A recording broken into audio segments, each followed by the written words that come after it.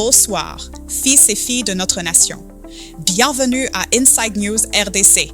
Si vous nous ouvrez votre porte ce soir, c'est parce que vous exigez plus que des discours administratifs.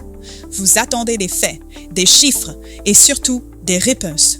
Notre pays traverse une zone de turbulence et mon devoir est de vous tenir fermement informés. En ce 29 janvier 2026, l'actualité nous place devant un paradoxe insoutenable. Alors que nous lançons un plan d'urgence humanitaire de 1,4 milliard de dollars pour répondre à la détresse de 15 millions de nos concitoyens, les couloirs diplomatiques de Doha bruissent de nouvelles négociations. Nous nous demandons comment un pays si riche en ressources est réduit à solliciter la charité mondiale pour nourrir ses propres enfants. Ce soir, nous partageons bien plus que des nouvelles. Nous partageons cette volonté de comprendre pourquoi, malgré nos richesses, le quotidien de nos compatriotes reste un défi de chaque instant. Nous décortiquerons ensemble les enjeux de la souveraineté monétaire face aux réformes de la Banque centrale du Congo et l'âpre bataille pour l'application du SMIG. Ce sont deux dossiers qui touchent directement la santé financière de vos foyers. Nous irons également au cœur de la diplomatie qatari pour voir si la reprise des pourparlers entre Kinshasa et l'AFC M23 est en mesure d'offrir une paix durable à nos frères et sœurs de l'Est ou s'il s'agit d'un énième écran de fumée. De l'innovation numérique à la modernisation de nos infrastructures routières, chaque information traitée ce soir est une pièce du puzzle de notre destin commun. Ce soir, nous mettons à nu le décalage entre les rapports de paix signés à l'étranger et la progression réelle de notre nation sur le terrain. Le processus de paix visant à mettre fin au conflit armé dans l'est de notre nation connaît un nouveau frémissement. Le Qatar, agissant comme médiateur, a relancé les discussions entre le gouvernement congolais et les rebelles de l'AFC M23 ce mercredi 29 janvier 2026. Cette convocation intervient après plus de 2 mois d'un blocage qui laissait craindre le pire pour la stabilité régionale. Les protagonistes se retrouvent à Doha pour tenter de ranimer une flamme diplomatique vacillante, alors même que les accusations mutuelles de violation de cessez-le-feu se multiplient sur le sol national. Ce dialogue ne se joue pas en vase clos. Il s'inscrit dans un miroir international où Washington et l'Union africaine pèsent de tout leur poids sur l'échiquier des Grands Lacs. Le plan d'action, soutenu par ces puissances et signé initialement le 15 novembre 2025 à Doha, fixait 8 protocoles prioritaires pour stabiliser notre territoire. Le Qatar, fort de son rôle de facilitateur, espère transformer ses engagements formels en une réalité tangible. Pour notre gouvernement, ces pourparlers représentent une opportunité cruciale de sauver un processus de paix fragile, mais porteur d'espoir pour des millions de déplacés. Toutefois, la justification officielle se heurte à une réalité de terrain bien plus rugueuse. Pendant que les diplomates échangent dans le luxe de Doha, le groupe armé appuyé par Kigali a laissé des traces indélébiles de son passage. Bien que les pressions américaines aient forcé un retrait partiel, l'armée congolaise a déploré le pillage systématique d'Ivira par les combattants de l'AFC M23 avant leur évacuation. Des scènes de désolation et un délitement de l'ordre public ont été signalés dès le 18 janvier, rappelant que les signatures sur le papier peinent parfois à arrêter les exactions dans nos quartiers. Face à cette impasse, des voix indépendantes s'élèvent pour proposer des alternatives structurelles. Martin Fayulu, président de la plateforme Lamouka, et Hugo Zala, président du parti La Base républicaine, ont récemment plaidé pour un élargissement du mandat de la MONUSCO. Leur proposition est claire. La mission onusienne doit désormais surveiller activement les frontières entre la RDC, le Rwanda et le Burundi. Ce plan suggère également l'ouverture de couloirs économiques et humanitaires au Kivu et le rétablissement de l'administration civile dans les zones sinistrées, tout en intégrant l'opposition politique non armée aux négociations de Doha. Malgré ces tensions, un signe de résilience émerge sur les rives du lac Tanganyika. Depuis le 27 janvier 2026, les activités lacustres ont officiellement repris entre Uvira, Fizi et Kalemi. L'administrateur du territoire de Fizi, Ami Kalonji Badibanga, a confirmé la réouverture des échanges commerciaux avec le Burundi, la Tanzanie et la Zambie. Pour les commerçants de la région, c'est une bouffée d'oxygène après 1 mois et demi de paralysie totale.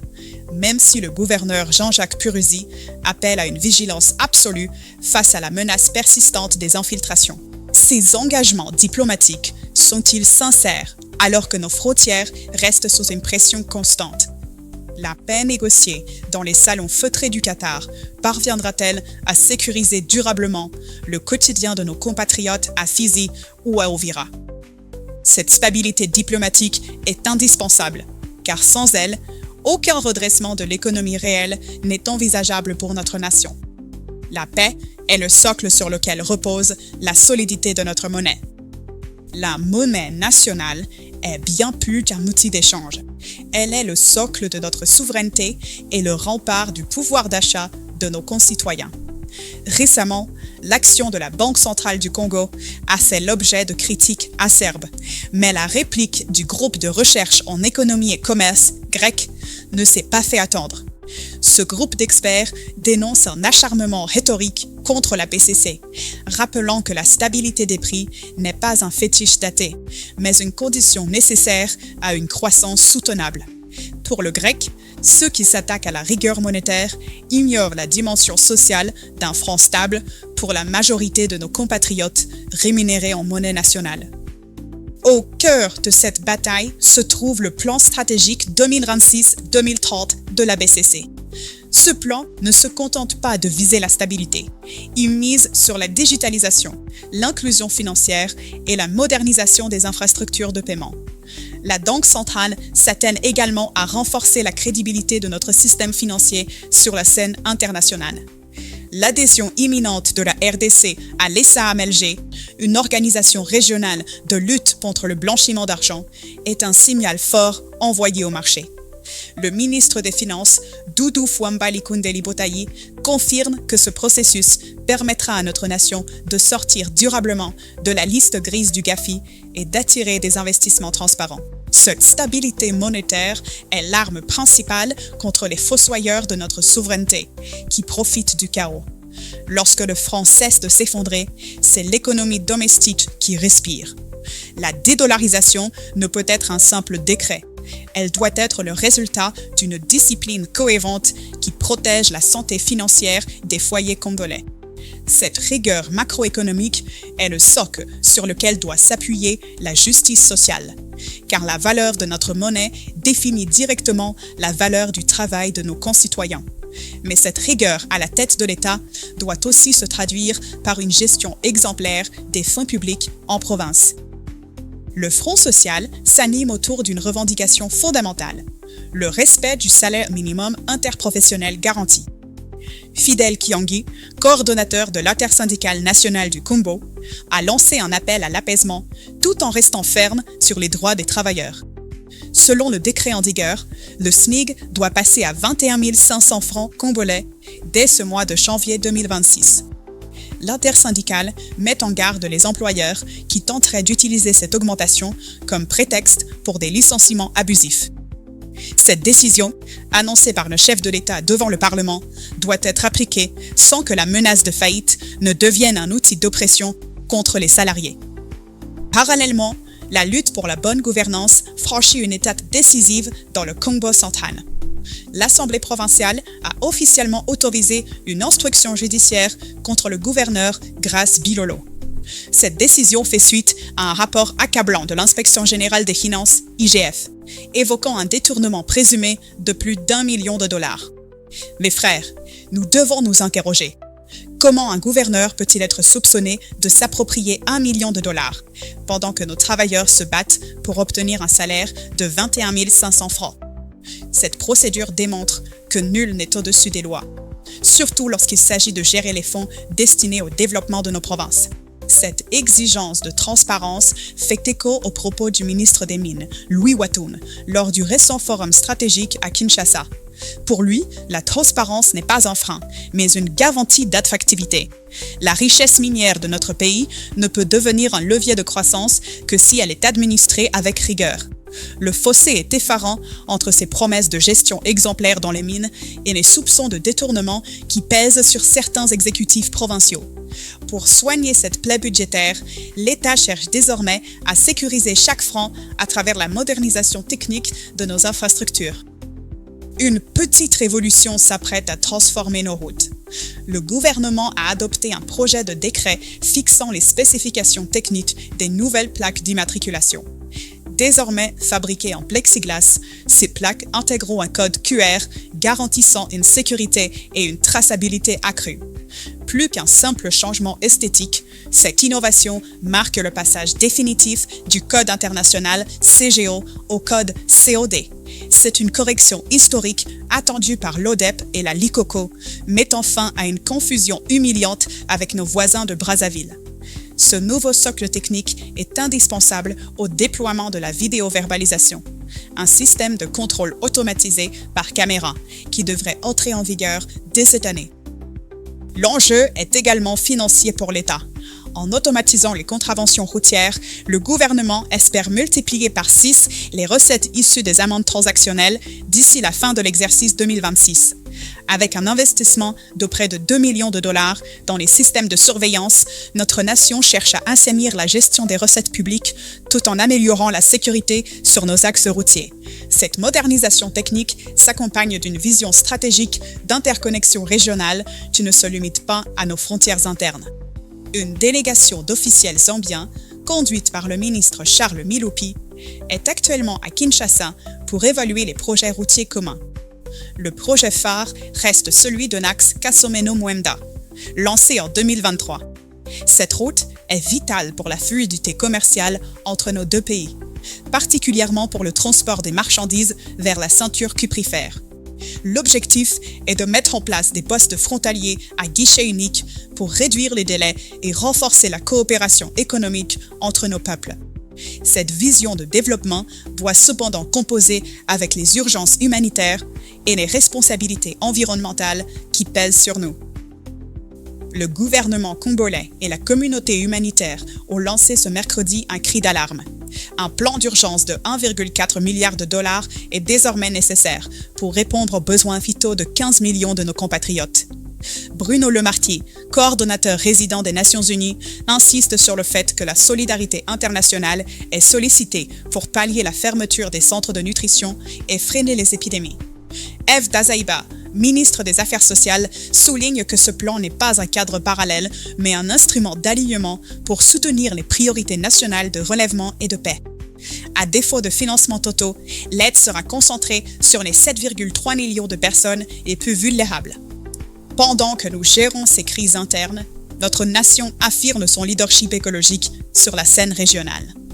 Maxime Dzita a été officiellement nommé commissaire en charge de l'environnement à la CEEAC. Cette désignation, entérinée lors de la session extraordinaire des chefs d'État, consacre le rôle central de la RDC dans la préservation du bassin du Congo.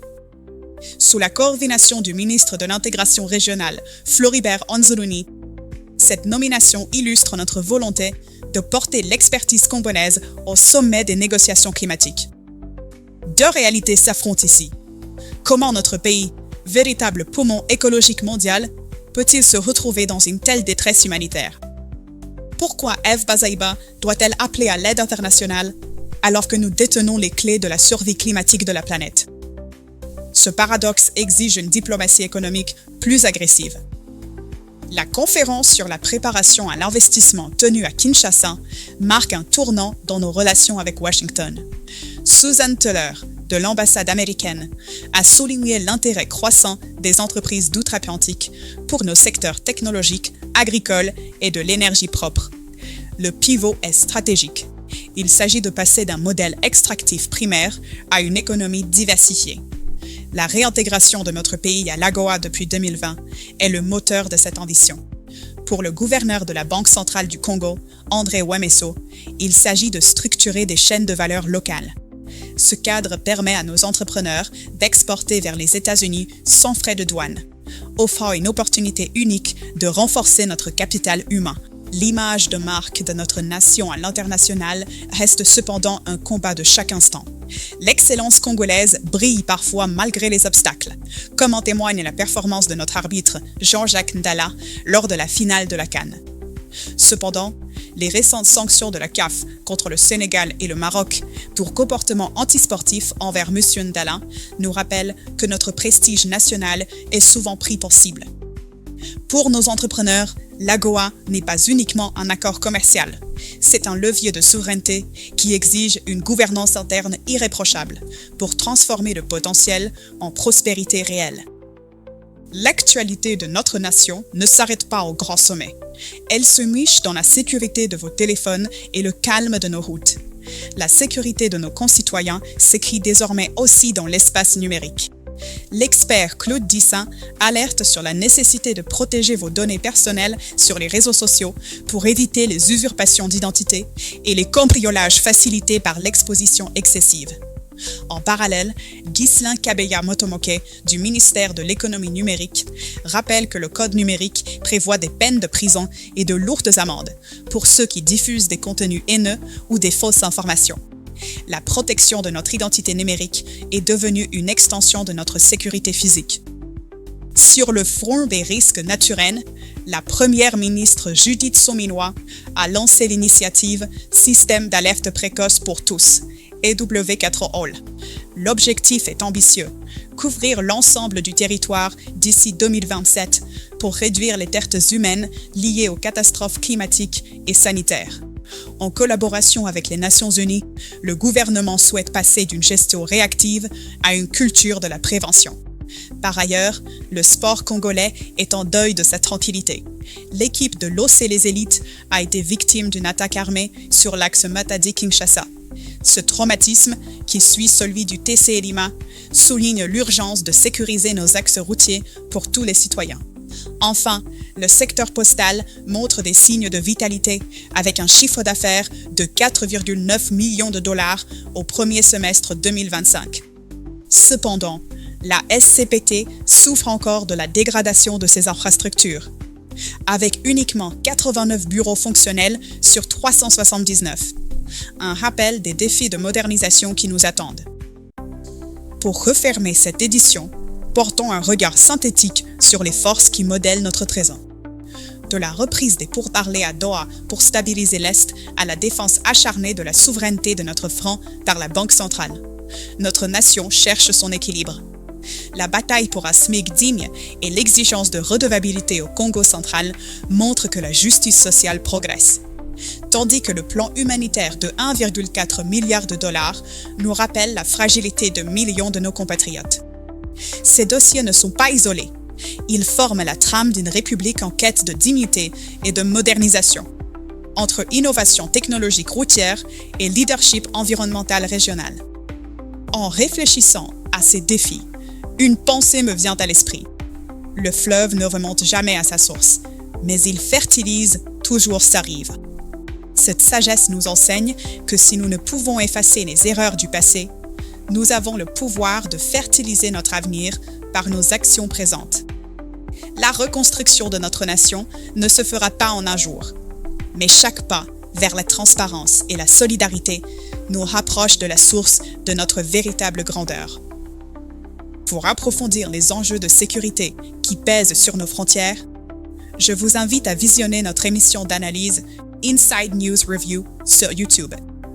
Le dossier intitulé « L'agression rwandaise, entre mensonges diplomatiques et pillage organisé » apporte un éclairage indispensable pour comprendre les dessous des négociations de Doha. Que la paix et la justice habitent nos cœurs. Que Dieu bénisse et protège notre nation, la République démocratique du Congo.